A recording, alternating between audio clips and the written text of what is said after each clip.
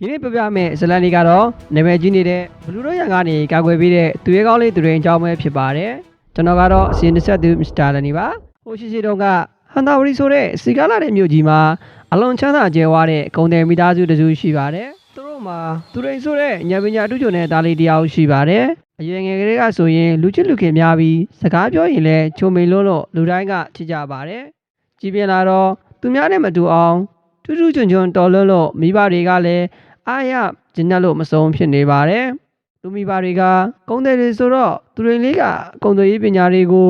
ငငယ်ရွယ်နဲ့ပဲအမူရခဲ့တာပေါ့။ဈေးနှုန်းတွေကိုဘယ်လိုတွက်ချက်ရမလဲဘယ်ပစ္စည်းတွေကဘယ်ဒေတာမှာဈေးကောက်ရမလဲဆိုတာကိုသူ့အလိုလိုသိနေတာပေါ့။တကယ်ကိုထူးချွန်တဲ့ကလေးလေးပေါ့။ဒါနဲ့တနေ့မှာတော့သူတွေကသူ့ရဲ့အပေါင်းအသင်းကုန်းတယ်တွေနဲ့တိုင်ပင်ပြီးဟန်သာဝတီကထွက်လာတဲ့ကုန်ပစ္စည်းတွေကိုတခြားမြို့ကိုတွားရောက်ရောင်းချဖို့စီစဉ်ကြတယ်။သူတွေကအသက်ငယ်ဆုံးဆိုပေမဲ့ဉာဏ်ပညာထူးချွန်တာရောစီမံခန့်ခွဲနိုင်တဲ့အရေးချင်းတွေရှိတာကြောင့်သူ့ကိုပဲခေါင်းဆောင်အဖြစ်တင်မြှောက်ကြတယ်။အဲဒီလိုနဲ့လဲတန်းကြီးနဲ့အတူမြို့အသီးသီးကိုရောက်ရဖောက်ကားဖို့ထွက်လာခဲ့ကြတာပေါ့။ဒေါ်လာတွေတောင်လန်းတွေကိုဖျက်ကျော်ပြီးရပ်ပေါင်းများစွာခီးနေကြတယ်။နောက်ဆုံးမှာတော့သူတို့ဟာပြည်မြို့ဆိုတဲ့စီကားတဲ့မြို့ကြီးကိုရောက်ရှိသွားတော့တယ်။ဒီမြို့ကိုရောက်တော့ကုန်ပစ္စည်းတွေလဲပြီးနောက်ထပ်မြို့တွေမှာပြန်ရောက်ဖို့အတွက်ပြင်ဆင်နေကြတော့မှပဲမြို့ခံတွေကသူတို့ကိုစွန့်ရင်တကြီးနဲ့တတိပေးစကားပြောလာကြပါတယ်။ဟေးတငယ်ချင်းတို့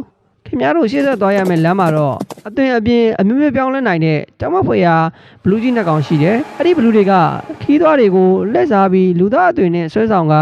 နောက်ဆုံးမှာတော့စားတော့တတ်ကြတယ်တဲ့။ဟိုသူတွေနဲ့သူ့ရဲ့အပေါင်းပါတွေကလည်းဒီတတိပေချက်ကိုကြားလိုက်ရတော့ရင်ထဲမှာတိမ်လုံးချောက်ချသွားပြီးတယောက်မျက်နှာတယောက်ကြည့်ကပို့ပြီးတော့အသိထားမိလာကြတယ်။သူတို့ခီးဆက်လာရင်မြို့ပြင်ကတာယာလှပတဲ့ရေကန်တစ်ခုကိုရောက်တော့အဲ့ဒီမှာကယောမနာလို့ခေါ်တဲ့အင်မတန်ကြောက်ဖို့ကောင်းတဲ့ဘလူးလီများနှစ်ယောက်နေထိုင်ကြတာကိုသိလိုက်ရတယ်။ဒီနေ့မှာတော့ဘလူးမကအလွန်ကြောမောလာတဲ့မိမျိုးလေးတယောက်အသွင်ပြောင်းလိုက်ပြီးရေကန်သားကတစ်သားနဲ့စောက်ထားတဲ့မန္တလေးတစ်ခုမှာအရသာရှိတဲ့အစားအစာတွေကိုပြင်ဆင်ထားတယ်။ဒါကတော့လာသမျှခီးသွားတွေကိုလှည့်စားဖို့အတွက်ပေါ့ဒီလိုနဲ့သူတွေနဲ့သူ့ရဲ့အပေါင်းပါတွေဟာခီးပန်းလာတာနဲ့အညီရေကန်သားကိုရောက်လာကြတော့တယ်။သူတို့မြင်လိုက်ရတာကအင်မတန်ချောမောလာတဲ့မိန်းကလေးတယောက်ရဲ့စားကျင်စပွဲရအရသာရှိတဲ့အစားအသောက်တွေရဲ့အားလုံးရဲ့မျက်လုံးတွေပြူကုန်ကြတယ်။တော်တော်များများကအစားအသောက်တွေကိုစိတ်ဝင်စားပေမဲ့ဉာဏ်ပညာရှိတဲ့သူတွေလေးတယောက်ကတော့တခုခုမားနေပြီဆိုတဲ့တန်တရားစိတ်တွေဝင်နေတယ်။ဒါနဲ့သူ့ရဲ့အပေါင်းပါတွေကိုဟေ့တငယ်ချင်းတို့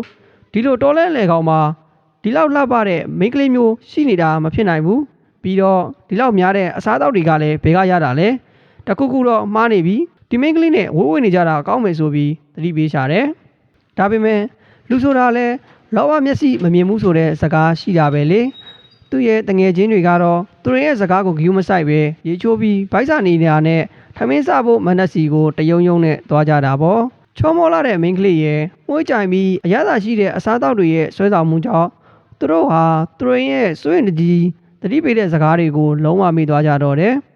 သူတွေလည်းသူ့တငယ်ချင်းတွေဟာဘလောက်အနေအများတဲ့နေရာကိုရောက်နေကြပြီလဲဆိုတာသိပေမဲ့သူတယောက်တည်းဘာမှမတတ်နိုင်တော့ပဲဝမ်းနဲ့စွာကြံနေခဲ့ရပါတယ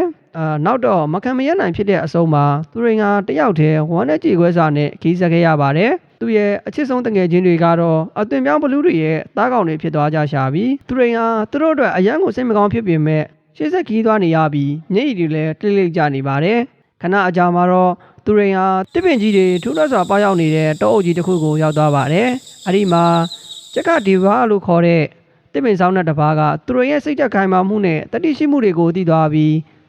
အဲ့ဒီကျောင်းဝတ်ဖွယ်ရာကောင်းတဲ့ဘလူးတွေရဲ့အနေအကနေကာကွယ်ပေးဖို့ဆုံးဖြတ်လိုက်ပါတယ်။ဒါနဲ့နှစ်သားကသူတွေမြစ်ကန္နာကိုရောက်တဲ့အထိလမ်းမှာမြူတွေဖန်တီးပြီးဘလူးတွေမမြင်နိုင်အောင်ပုံကွယ်ပေးခဲ့ပါတယ်။မြစ်ကန္နာကိုရောက်တော့သူတွေဟာတကိုးအမတန်ကြီးမားတဲ့ရသစ်တစ်ပါးနဲ့တွေ့ဆုံခွင့်ရပါတယ်။အဲ့ဒီရသစ်ကြီးဟာသူ့ကိုမကောင်းဆိုးဝါးဘလူးတွေရန်ကနေကာကွယ်ဖို့အတွက်မော်ပညာတွေတင် जा ပေးခဲ့ပါတယ်။ကိုယ်ကံပညာ၄မျိုးဓာတ်တိုင်းအတက်နောက်ပြီးတော့အအောင်ဖွေရာမော်ပညာတွေကိုနှီးမျိုးစုံနဲ့သင်ပေးခဲ့ပါတယ်။အဲ့ဒီအချိန်မှာကောင်းကင်ဘုံကနေတရားမင်းကိုယ်တိုင်ကသူရင်းကိုကူညီဖို့ဆုံးဖြတ်လိုက်ပြီးတကိုးထက်မြက်လာတဲ့မော်လက်နက်၃ခုကိုလည်းပေးအပ်လိုက်ပါတယ်။အဲ့ဒါတွေကတော့ထက်မြက်တဲ့ဓာတ်တလက်ဘယ်တော့မှညမကုံတဲ့လေးနဲ့များတဲ့စုံပြီးတော့လေထဲမှာလင်းမြစွာပြန်သန်းနိုင်တဲ့မော်ဖနက်တရံပေါ့သူတွေလည်းအဲ့ဒီလက်နက်တွေကိုကျွမ်းကျင်စွာအသုံးပြုနိုင်ရန်အတွက်အချိန်ယူပြီး စူးစမ်းပန်းစားလေ့ကျင့်ခဲ့ပါတယ်။ရက်သစ်စီမှာ6လကြာအောင်ပညာသင်ကြားပြီးတဲ့နောက်မှာတော့သူရိန်ဟာသူ့လိုပဲဒုက္ခရောက်နေတဲ့လူတွေကိုကူညီဖို့ဆုံးဖြတ်လိုက်ပါတယ်။အဲ့ဒီအချိန်မှာရှမ်းပြည်နယ်ရဲ့လှပတဲ့နန်းခမ်းမြို့မှာအင်မတန်ရက်ဆက်ကြမ်းကြုတ်လာတဲ့ဘလူးကြီးနှစ်ကောင်ရောက်လာပြီးဒေသခံတွေကိုဒုက္ခပေးနေတဲ့ဆိုတဲ့သတင်းကိုသူကြားလိုက်ရပါတယ်။ဒါနဲ့သူရိန်ဟာတရားမင်းပေးထားတဲ့မော်ဖနက်ကိုစီးပြီးသူတင်ယူခဲ့တဲ့လက်နက်တွေနဲ့နန်းခမ်းမြို့ကိုတွားဖို့အတွက်ပြင်ဆင်လိုက်တော့တယ်။နန်းခမ်းမြို့ကိုရောက်တော့မြို့ရဲ့ဘရင်နဲ့မိဖုရားကသူ့ကိုလှိုင်းလဲကြိုဆိုကြတယ်။သူတို့မှာအင်မတန်ချောမောလာတဲ့မင်းသမီးလေးတစ်ပါးလည်းရှိတယ်။တနေ့မှာတော့ဘရင်ဟာတောထဲကိုအပန်းဖြေခရီးထွက်သွားတော့မှကြောက်မက်ဖွယ်ရာဘလူးနှစ်ကောင်နဲ့တွေ့ဆုံပြီးဖမ်းဆီးခံလိုက်ရတယ်။အဲ့ဒီရက်ဆက်လာတဲ့ဘလူးတွေဟာဘရင်ရဲ့အသွင်ပြင်ကိုအတူယူပြီးမြို့ထဲကိုပြန်ဝင်လာကြတယ်။သူတို့ရဲ့ရည်ရွယ်ချက်ကတော့မြို့ကိုသိမ်းပိုက်ပြီးလူတွေကိုဒုက္ခပေးဖို့ပေါ့။သူတွေဟာအသွင်ပြောင်းထားတဲ့ဘလူးအတူရဲ့အပြုတ်မှုတွေဟာစစ်မှန်တဲ့ဘရင်ရဲ့အပြုတ်မှုတွေနဲ့လုံးဝမတူပဲမတင်စရာကောင်းတာကိုစောစောစီးကလေးကသိထားမိပါတယ်။နောက်တော့မင်းသမီးလေးကိုယ်တိုင်ကသူ့ရဲ့အဖေဟာအစစ်မှန်မဟုတ်ဘူးဆိုတဲ့အကြောင်းကိုသူရိန်ကိုတိုးတိုးလေးပြောပြလိုက်ပါတယ်။သူရိန်လည်းအဲ့ဒီခါမှချက်ချင်းပဲဘရင်အတူဟာအသွင်ပြောင်းထားတဲ့ရက်ဆက်ကြမ်းကြုတ်တဲ့ဘလူးကြီးဆိုတာကိုသိလိုက်ရတော့တယ်။ဒါနဲ့သူရိန်ဟာဘရင်အတုနဲ့ရင်ဆိုင်တိုက်ခတ်ဖို့အတွက်ပြင်ဆင်လိုက်တယ်။သူဟာတရားမင်းပေးထားတဲ့တကူထက်မြက်လာတဲ့အမော်သားကိုမြောက်ကင်လိုက်ပြီးဘလူးကြီးကိုရဲရဲဝံ့ဝံ့တိုက်ခိုက်တယ်။ဘလူးကြီးကလည်းသူ့ရဲ့မူလကြောင်မဖွယ်ရာအသွင်ပြင်ကိုပြောင်းလိုက်ပြီးသူရိန်ကိုပြန်လည်တိုက်ခိုက်တယ်။သူတို့နှစ်ယောက်ဟာအသက်ကိုဗနာမထားဘဲအပြင်းထန်တိုက်ခိုက်ကြတယ်။နောက်ဆုံးမှာတော့မျက်မညာနဲ့တကူထက်မြက်လာတဲ့လက်နက်တွေကြောင့်သူရိန်ဟာဘလူးကြီးကိုအနိုင်ရရှိပြီးတပ်ပြစ်နိုင်ခဲ့ပါတယ်။ပြီးတော့ဘလူးမကိုလည်းသူ့ရဲ့အစွမ်းတရတဲ့ညာနဲ့ပဲတုတ်တင်ရှင်းလင်းနိုင်ခဲ့ပါတယ်။သူရိန်ဟာမိဖုရားနဲ့ချစ်စရာကောင်းတဲ့မင်းသမီးလေးတွေကိုဘလူးတွေရဲ့လက်ထဲကနေကယ်တင်နိုင်ခဲ့တဲ့အတွက်မြို့သူမြို့သားတွေရဲ့လေးစားချစ်ခင်မှုကိုအပြည့်အဝခံယူရရှိထားပါတယ်။ဝမ်းသာရဖြစ်သွားတဲ့မိဖုရားကြီးကသူ့ကိုမြို့ဝင်အဖြစ်ခန့်အပ်လိုက်ပါတယ်။ဒါပေမဲ့သူရိန်ဟာယာတုအာဏာကိုလူချင်တဲ့သူမဟုတ်ပါဘူး။သူစိတ်ဝင်စားနေတာကအစောပိုင်းကလေးကသူ့ရဲ့နှလုံးသားကိုတိမ့်ပိုက်ထားတဲ့လှပတဲ့မင်းသမီးလေးဖြစ်ပါတယ်။သူတို့နှစ်ယောက်ဟာအစောကလေးကတယောက်ကိုတယောက်တိတ်တခိုးချင်းနေခဲ့ကြတာကိုနောက်တော့သူရိန်ဟာမင်းသမီးလေးနဲ့အတူလက်ထပ်ထိမ်းမြလိုက်ပြီးနန်းခမ်းမြို့မှာပျော်ရွှင်စွာ3နှစ်လောက်အတူတူနေထိုင်ခဲ့ကြပါတယ်။အဲဒီနောက်မှာတော့သူတို့နှစ်ယောက်ဟာသူတို့ရဲ့မိဘတွေစီကိုလမ်းစွတန္တာစိတ်နဲ့ဟန္တာဝရီမြို့ကိုပြန်သွားဖို့ဆုံးဖြတ်လိုက်ကြပါတယ်။ဟန္တာဝရီမြို့ကိုပြန်ရောက်တော့